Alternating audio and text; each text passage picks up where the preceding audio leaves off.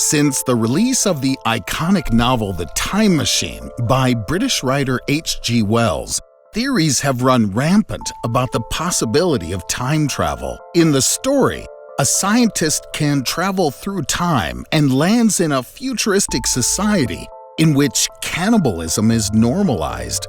For many decades, other books have been written about the subject of time travel, each having its spin or take on the idea. Though there is a major paradox that involves time travel that many people are unaware of. If we traveled through time, would we immediately change our own present time?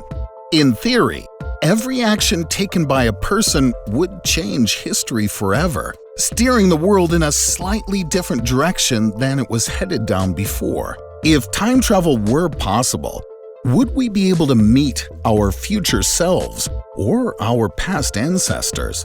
There's also the possibility of performing an action that may prevent us from ever existing. So would time travel even be possible if that were the case?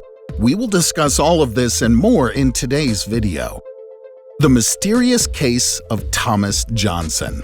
Thomas Johnson was a 10-year-old boy when he went outside to play with a few of his friends on his family's farm.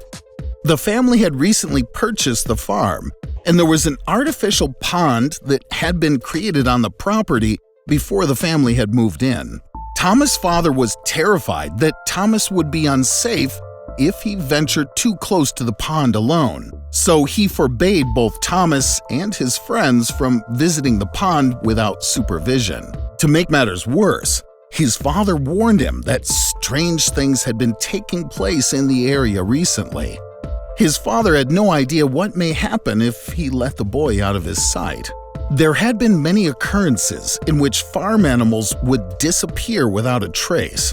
They would leave behind no evidence of their departure. It was as though they simply vanished into thin air. Regardless of these odd events, Thomas remained undeterred and decided to visit the forbidden pond anyway. His friends were nearby when Thomas entered the water. They reported that the water was very calm as Thomas waded through it. However, without warning, the water began to churn. Waves whipped throughout the pond, and the water began to spiral. A hole opened in the middle of the pond, forming a suction that sucked the boy underwater. Within moments, he disappeared out of sight, and his friends were left speechless. Police were immediately called, and a search team did their best to find the boy. However, he was nowhere in sight. They combed through all the nearby areas and searched the lake, but the boy had simply vanished without a trace. 58 years passed by, and the family never discovered what had happened to their son. His father was walking around the farm one day when he decided to visit the pond to mourn his son. He had felt many emotions throughout the years after his son presumably lost his life, so he would often visit the pond to remember that fateful day, paying respect to his son's memory. The father, now 91 years old, says that as he was mourning his son, the water began to spiral. The once still water almost immediately began to make small waves, forming another suction in the middle of the pond. The boy's father claims that as a hole opened in the middle of the pond, a teenage boy appeared in the water. He immediately recognized this boy as his son, though he had aged 5 years since he had last seen him. He says that the boy was fearful and reluctant to greet him at first, though he soon realized that the old man was his father. Police were once again called to the property. The father could not believe that his son had returned after all these years, though police were skeptical. Though the boy claimed the old man as his father, police felt as though the boy could have been scamming the old man out of his money. Knowing the man likely did not have many years left on Earth, they thought the boy may have suddenly appeared to claim the farm after the man passed away. Though police had to admit that there was considerable evidence that proved this young boy could have been the long-lost Thomas Johnson. The two eventually changed their names to avoid media attention, and they were never heard from again. No one knows what became of the man or the boy. In the years since the incident, many people have suggested that the stories were concocted to warn children from getting too close to lakes or ponds. However, this does not explain the missing livestock that had plagued the area for many months. So, was this a simple case of a folktale, or is there more to this mystery the world may never know? The Moberly Jourdain Incident. Charlotte Ann Moberly and Eleanor Jourdain were close friends and teachers who lived in France. They published a report back in 1911 about a trip they took to Versailles to visit the Petit Trianon Palace. The trip took place about 10 years before the report was published, and told of a time when the two had broken away from a tour group and had become lost in a nearby village. When they arrived for their trip, they learned that the gardens and castle had been closed for visitors. Regardless, the two young women ventured off to sightsee without taking a tour guide or anyone with them. It didn't take long for the girls to become lost. They began to feel strange and felt very confused and disoriented. Before long, they encountered two men. The men instructed the women to move along and continue on their way. It seemed as though they had managed to venture onto private property. However, the women recalled that the men were very strangely dressed. One of the men had scars covering his face, and he appeared to be dressed in a traditional 18th century uniform. They recalled that both of the men had a strange charisma, and the women began to feel very creeped out. It was then that Charlotte Moberly saw a woman in the distance.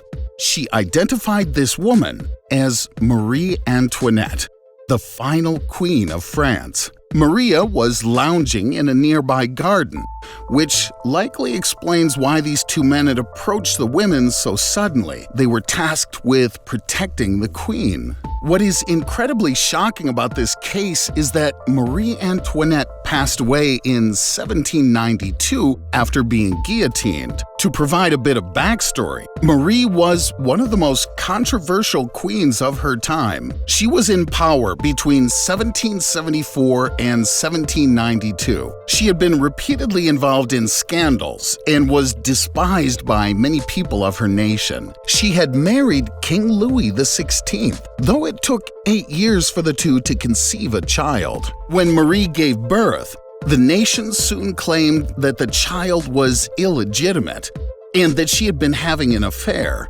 Her unpopularity trickled down into her political efforts as well, with many people claiming she was a sympathizer for enemy nations. She was eventually convicted of treason and was to be taken out by a guillotine. You could imagine how shocked Charlotte and Eleanor must have been when they noticed the notorious queen in the nearby common area.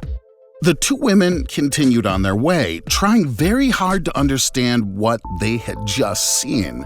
They entered the castle and found themselves back in line with their tour group. It seemed as though they had ventured away from the group and somehow been transported over 100 years back in time. They waited several years before telling their story to the public, though many skeptics claim that they made the story up for fame. However, the women insist that they were telling the truth. Other skeptics believe the women, though they claim that the women may have been tricked by a group of people in costume. If there had been an event that day, it would explain why the men were dressed up as guards and a woman dressed as Marie Antoinette was seen in a nearby garden. No one has been able to confirm or deny this theory, and the women firmly believe they traveled in time. The Case of Victor Goddard. A man named Victor Goddard worked as a military pilot and Air Force officer for the British Navy and Air Force between 1910 and 1951. Victor was highly respected and well-liked within his community and business. By the final years of his career, Victor had proved himself worthy of receiving the title of Air Marshal, allowing him to command his bomber squadron in the infamous war against Japan. Just a few years later, in 1946, he became a representative for both the British Royal Air Force, based in the United States, as well as the head of the Aviation College in Cranfield. Victor was born in London and had been involved in both World War I and World War II. In addition to these wars, he had been involved in various battles and combats throughout the years, so he was a highly seasoned war veteran. Though, in 1951, he wrote an article for the Saturday Evening Post that told the story of a time when he believes he traveled through time while working on a mission. Victor told the story of a flight that took place in 1935. He says that he was flying in a Hawker Hart light bomber while traveling over an airfield in Edinburgh. Without warning, he became caught up in a violent storm. The storm rattled the aircraft and caused Victor to fear for his life. However, he kept his wits and managed to maneuver through the storm. However, as he was passing through a series of rain clouds, he claims that he traveled forward in time to the year 1939. He says that as he traveled, he noticed brand new bright yellow planes below him. This is notable because planes of this color were not in use by the RAF at this time. It's also important to mention that at the time of Victor's flight, the standard uniform for airfield workers was brown overalls. However, the people at this base were all wearing blue overalls. Additionally, the airbase that he had been traveling over had been shut down for many years. However, as he passed over in this flight, the buildings looked as good as new. They were all very well kept and did not appear run down or abandoned as they had been at the time of Victor's service. All of the air hangars looked to be in tip-top shape, and the living quarters looked nicer than Victor had ever seen them before. By all means, Victor was shocked and confused by what he was seeing. Reports vary between journalists, but it seems as though Victor would soon find himself caught up in another storm. He continued through this storm as he had just moments before, and by the time he reached the other side, he was back in his time in 1935. The buildings were once again abandoned. The living quarters were run down, and the air hangars were in a state of disrepair.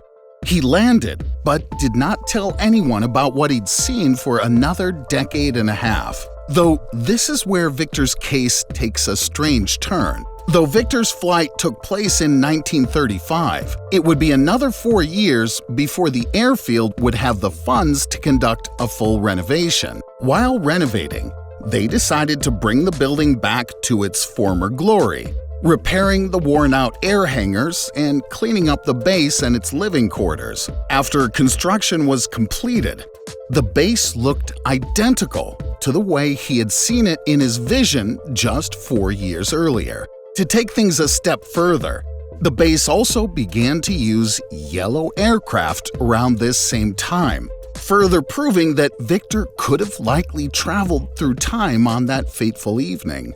Is it possible that Victor truly did plunge himself 4 years into the future, or was this merely a claim to gather attention after his retirement? After Victor had left the business, he began to travel across the globe to give speeches about his experience, as well as speak publicly about paranormal occurrences and the possibility of UFOs. To this day, we don't know if Victor was telling the truth or if this story had merely been made up.